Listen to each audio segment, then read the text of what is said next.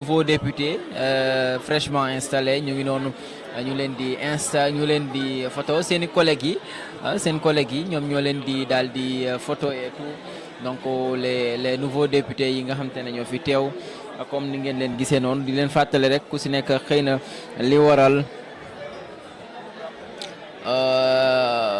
li waxal kon comme ni ngeen gisee ñu daal di leen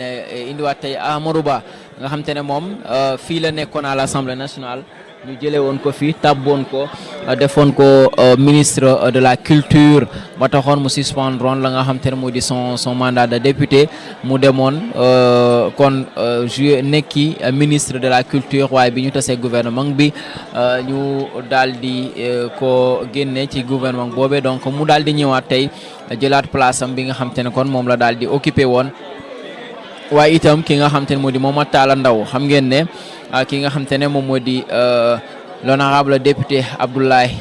Thomas Faye moom moo jëloon place am ndax moom biñ koy daal di fal député jamono jooju mu ngi féetewool bokk mu ngi nekkoon ci biir gouvernement bi donc mu defoon la nga xam ne di suspension de mandat suspension de mandat boobule nag ba mu daal di jógee ci gouvernement boobee donc ci la Abdoulaye Thomas Faye itam daal di jëlee la nga xam te wala bokk daal di ko delloo la nga xam te moo di postam boobule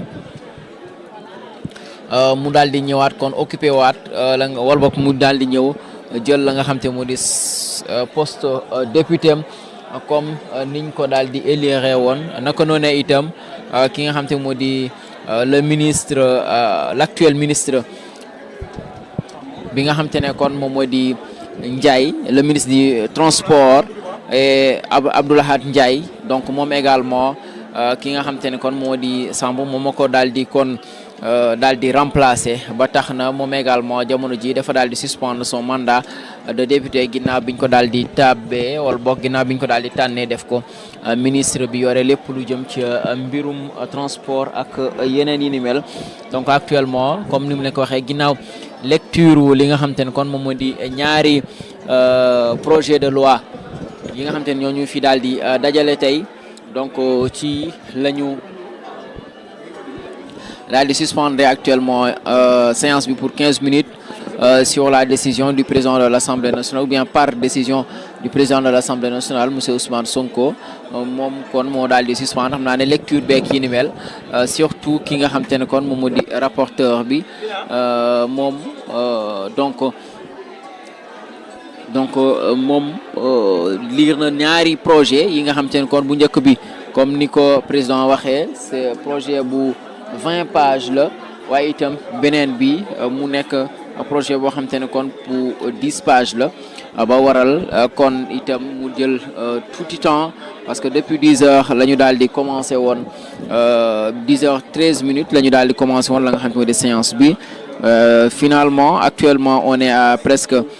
bientôt 12 heures ñuy soog a yeggal la nga xam te ne kon moom moo di lecture boobule ba tax na kon daanaka ñuy jël tuuti temps ngir kon daal di kon noppalu tuuti waaye itam fas yéene ñëw nag ci la nga xam te ne di discussion générale yi ak lépp li nga xam te ne kon moom moo ci daal di aju bu ko defee ñu daal di jublu ci la nga xam te ne kon moom moo di ci liggéey boobule. donc bu ñu ñëwee ci li nga xam te ne kon moom moo di daanaka rapport projet de loi numéro 15 boobule numéro 15 2026 bi nga xam te ne kon moo daal di jëm ci lépp loo xam te ne code du travail la boobu xam ngeen ne ay coppite maanaam ay réforme yañ ci bëgg a indi donc muy ay réforme yoo xam te ne yu am solo lu ci mel ne daanaka définition des termes techniques ñu ne nag la mise en conformité avec certaines conventions internationales du travail notamment celles promouvant les principes et droits fondamentaux du travail waaye itam ñu ne l'institution du télétravail loolu itam da ci am solo ci li nga xam te ne moo di ci yenn ci ay circonstances ak yenn mbir yi bu daal di xewee ñu mën a ko daal di def la nga xam te moo di par télétravail waaye itam ci loolee da ci daal di bokk ba tey nga xam te ne la consécration de la dématérialisation de certains outils de gestion des ressources humaines et des procédures de l'administration du travail. Donc muy itam beneen coppite boo xam te ne war nañ ko indi ci code du travail boobule. beneen bi mooy le renforcement des moyens juridiques d'intervention de l'administration du travail et des sanctions en cas de violation de la réglementation du travail. beneen ba ca topp mooy la promotion de la formation professionnelle et le renforcement de l'encadrement de l'alternance. ba ca topp mooy le remplacement du contrat de travail journalier par le contrat de travail occasionnel. loolu itam ab coppite bu yees la bu jëm ci li nga xam te ne kon moom moo di mbir minimel. maanaam coppite la bu yees jëm ci li nga xam te moo di code du travail boobule rawatina lu jëm ci li nga xam te ne kon moom moo di journalier yi ak anam yi nga xam te ne kon noonu la ñuy daal di liggéeyee surtout ci lu jëm ci mbir mi lee waaye itam beneen ba mooy l'assouplissement du régime du renouvellement du contrat de travail à durée déterminée. parce que foofu itam bëri na ci ay biir yoo xam te ne war nañ ko fa daal di indi comme ay coppite ngir gën ko daal di ñoŋal ba nga xam te ne dina nekk loo xam te ne dina arranger liggéeykat bi waaye surtout itam du gaañ ki nga xam te ne kon moom di employeur bi. beneen ba mooy l'encadrement du placement du travailleur sénégalais à l'étranger et de l'embauche du travail étranger au Sénégal.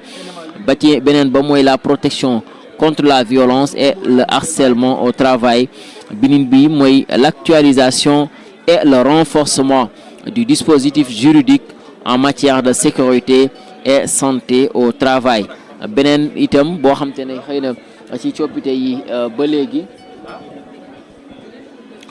bokk na ci li nga xam te ne kon moom di le renforcement de la protection de la maternité, de l'enfant et du travailleur handicapé.